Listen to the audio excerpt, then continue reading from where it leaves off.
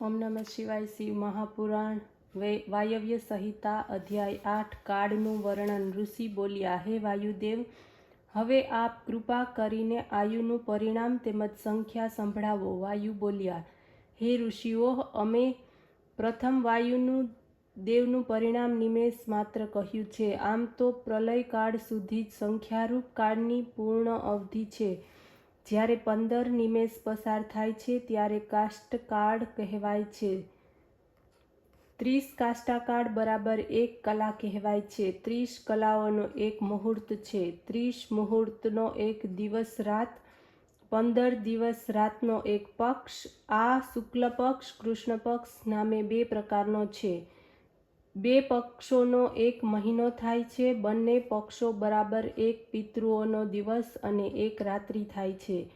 કૃષ્ણ પક્ષ પિતૃઓની રાત્રિ તેમજ શુક્લ પક્ષમાં પિતૃના દિવસ થાય છે। લૌકિક માનથી પિતૃઓના 6 મહિના પસાર થાય છે તો એક અયન કહેવાય છે। આ રીતે 2 અયન થતાં મનુષ્યનું 1 વર્ષ થાય છે। માનવ 1 વર્ષ બરાબર દેવોના 1 દિવસ રાત થાય છે। માનવ અયન દક્ષિણાયન હોય છે, જે દેવતાઓની રાત છે, અને ત્રીજું માનવ ઉચ્ચારણ છે, જે દેવતાઓનો દિવસ છે। મનુષ્યના 360 વર્ષનું 1 વર્ષ થાય છે।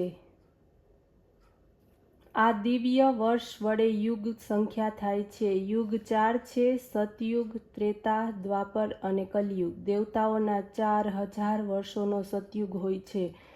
એમાં 400 વર્ષનો સંધિકાળ તેમજ 400 વર્ષનો સંધ્યાંશ હોય છે। સતયુગને છોડીને બાકી સર્વ યુગોની સંખ્યા તેમજ સંધ્યાંશને એક એક પાદ ઘટતો જાય છે, અર્થાત 3000 વર્ષ ત્રેતાના અને સંધ્યા તથા સંધ્યાંશ 300 વર્ષના છે। દ્વાપરના 2000 વર્ષ, એમાં 200 વર્ષનો સંધિ તેમજ સંધ્યાંશ કાળ। કલયુગના 1000 વર્ષનો છે, એનો સંધિ તેમજ સંધ્યાંશ કાળ 100 વર્ષનો છે। આ રીતે સતયુગથી પ્રારંભી સંધિ તેમજ સંધ્યાંશને સાથે સર્વ યુગોનું 12000 વર્ષનું પ્રમાણ છે।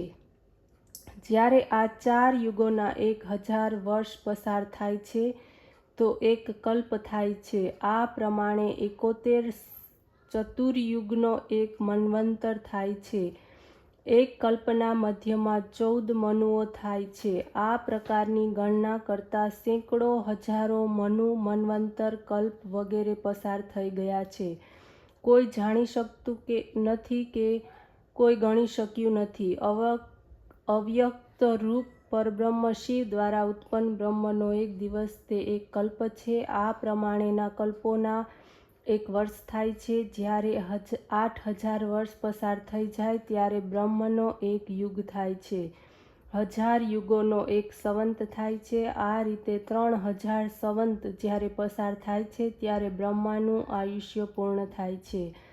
બ્રહ્માનો એક દિવસ પૂર્ણ થતાં 14 ઇન્દ્રો થાય છે। આ ઇન્દ્ર બ્રહ્માના 1 મહિનામાં 420 થાય છે।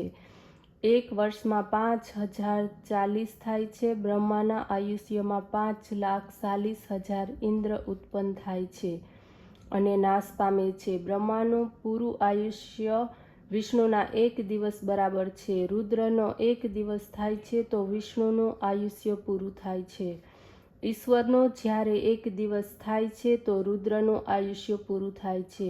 આ પ્રમાણે કાળની ગણના કરવામાં આવી છે। સદાશિવનું 5,40,000 વર્ષનું આયુષ્ય થતાં સમગ્ર સૃષ્ટિ પેદા થાય છે, સંહાર પણ થાય છે, સર્વનો નાશ થાય છે, પરંતુ પરબ્રહ્મ સદાશિવનો નાશ થતો નથી।